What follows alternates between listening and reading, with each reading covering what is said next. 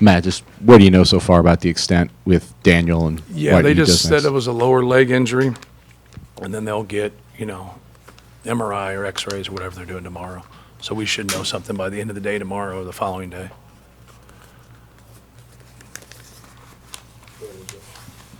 What do you think the way Caleb first stepped up tonight? It seemed like he had a good game. Yeah, I thought he did a good job.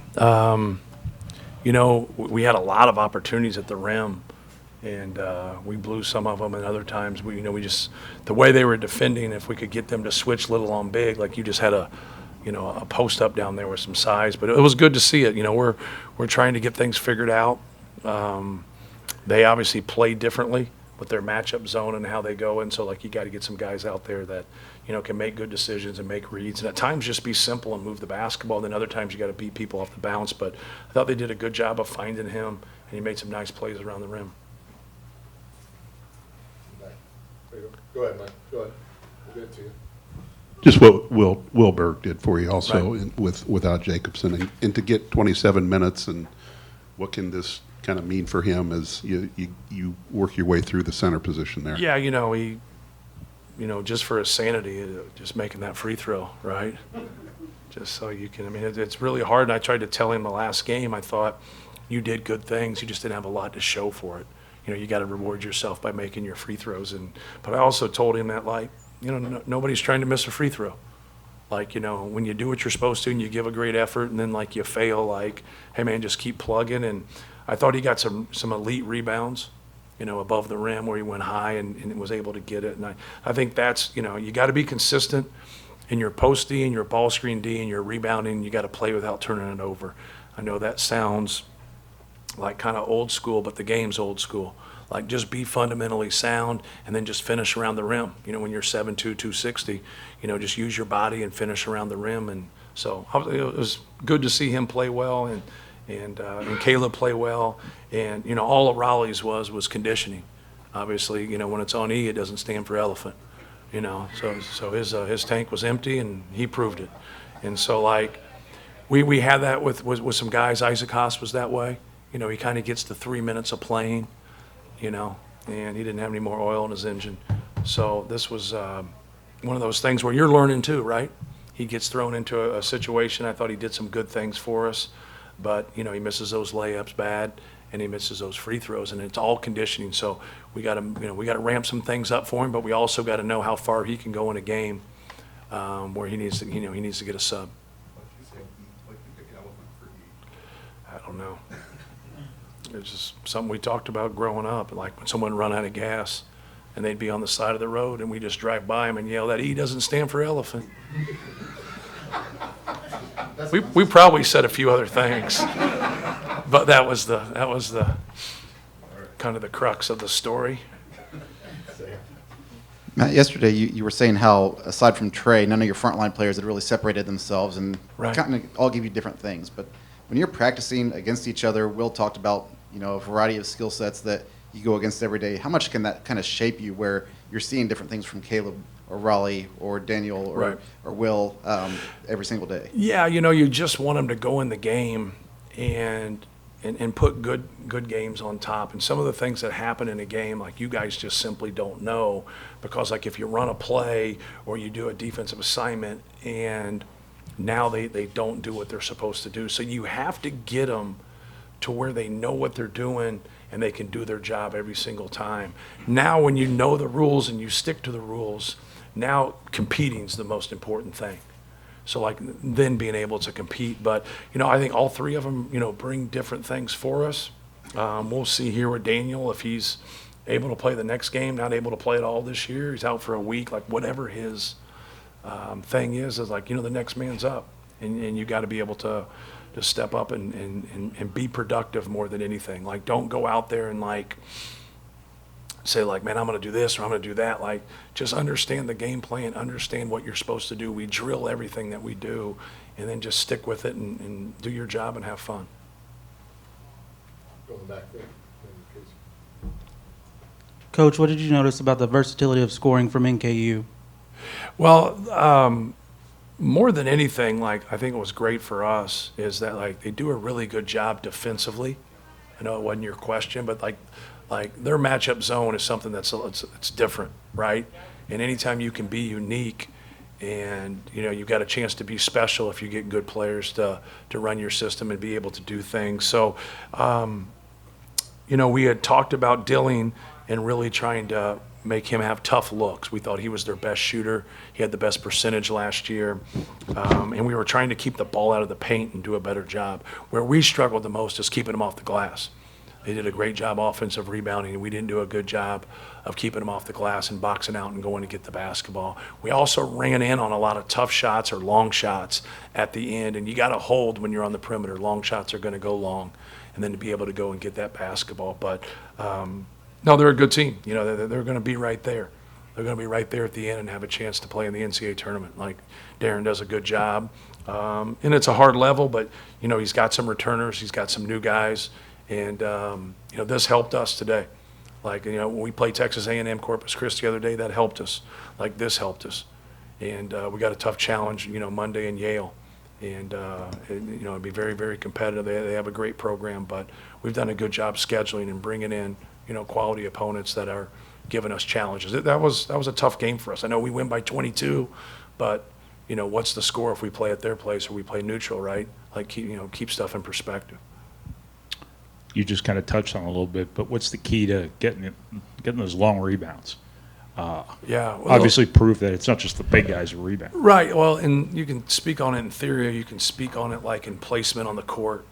Like if you're at the rim and you're boxing out and someone shoots a 25-footer, like you're not in the best position in the world. But so you got to hit him and create space and get out. But if I'm away from my man and I'm to the basketball and I'm going to go back, I got to go back, even if my man doesn't come, because what you do is you create space there. So, but when you just sit there and run to the rim when someone shoots a 25-footer, like the ball's going to fly over your head. Like you got to be able to pick up the flight of the basketball. So you step to your man, you wait a little bit. If he comes, you box him out, then go get it. If he doesn't, now you've created some time and some space right there to be able to go get the basketball. So a lot of times what happens is in box outs, like contact takes your eyes off the basketball. So if I'm going to get the ball and you don't hit me, I'm just going to keep going, right?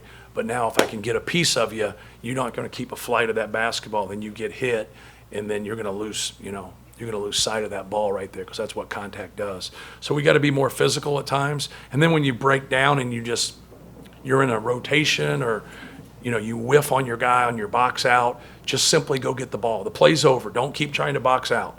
You have gotten behind the play. Now you got to scrap and go get the ball. But you also want that to be a collective front. Like you want everybody going to get it. Braden is really good at it, even though he didn't get a lot tonight. He's really good at that, of us being able to box out, and then he comes in and cleans it up. And that's ideal for us because we obviously want the ball in his hands when we push it. Matt, you kind of challenged your team this week to talk a little more, be a little more energetic for each other. How do you feel like they responded after the first game? They're just okay. Yeah. We got to get people out of their comfort level. We got to do more as a staff. We have too many people that compete like their personality off the court. And like you can be whatever you want off the court. That's who you are. That's how the Lord made you. But you got to be able to, we're past telling them to talk. We're telling them to yell, because they're probably talking then, right? You have your slippage. So like we just got to do a better job. We had 3 or 4 times, and I can just remember on the top of my head, we just mess up ball screen stuff. And I'm like, why aren't you doing this? And then you'll watch it on tape. And then you'll say to yourself, like, why didn't we do what we were supposed to? And then you go to the guy on the ball and say, did he say something to you? Do you hear it? And he's like, I don't hear it. And the guy said, I said it. And you're like, and now you have that debate, right? It's an ongoing debate and competition when the tape can't prove what really happened. So so you just got to do a better job. You got to do a better job of yelling. And, it's early, loud, and continuous, what we talk about. But they slip a lot of screens. So we don't yell anything on slips. We stay away so we don't change our feet defensively, and we stay there. But there was enough ball screens that got set tonight. When we did our job, we had success. When we didn't, they were able to take advantage of it. Anything else? Israel, go ahead. Right here. Have you had any other teams that have had similar challenges communicating and kind of getting out of their comfort zones? Not quite like this, but yes. I think everybody has that challenge to start the season. in terms of talking. And so, but we'll get it fixed. We'll keep working on it. We'll keep working on it. Brian and Casey. Is there something uncommon about Berg's ability to go up and get the ball with two hands in traffic? He's done a good job. He's done a really good job of kind of getting it at the peak, and keeping it. But, you know, the one thing is you can't keep it there.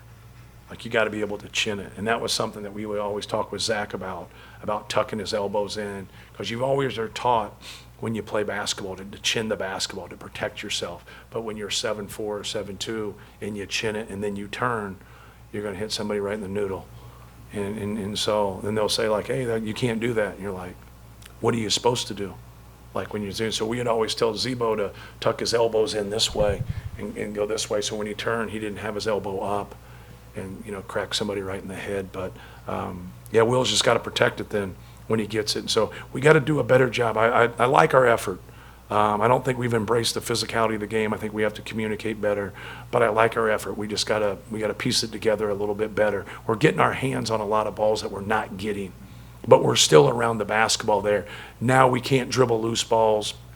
We get, you know, on the break, and we had a couple sloppy plays there. Just like be fundamentally sound, like just be simple, and be able to move the basketball there. But I like our effort to go after 50 balls and rebounds and long rebounds, but we should be getting a lot more of them. You know, we just got to collect them. Last one, Casey. Matt, obviously, Fletch has started every game of his career, always been good at basketball, but has really started off well this season. Right. Has there been anything that he's separated in his own game? You know, not really. You know, obviously he shot the ball well again tonight, and you know, he shot 44% from three last year, so it's not any shock. But very intelligent player, very competitive. He's worked really hard. You know, he's not going to run for the Olympics in track and field, but he has worked really hard on his sprints. He's worked really hard on his body, and he's put in time. Like, it's the one thing that you don't understand when you're trying to develop as a player. You just do everything in your power to be a good player. He's done everything in his power to be a good player. And so, like, but don't sit around and say, like, well, you can't do this or can't do this. You know, try to embrace your players for what they can do. You know, he brings a lot to the table for us, and he's trying like hell to lead. And really help other guys. Sometimes you get a little bit of a wall because guys, you know, they don't like sometimes taking it from other people, but you never ignore when intelligent people speak. You know, you always have your ears open and be able to do it. And he's very intelligent, like for his experiences or whatever. You know, he'd make a good coach. I don't know if he'd have the patience for it, but he'd make a good coach. Thank you. Thank you, guys. Where does the heat check 3 rank on the intelligence scale?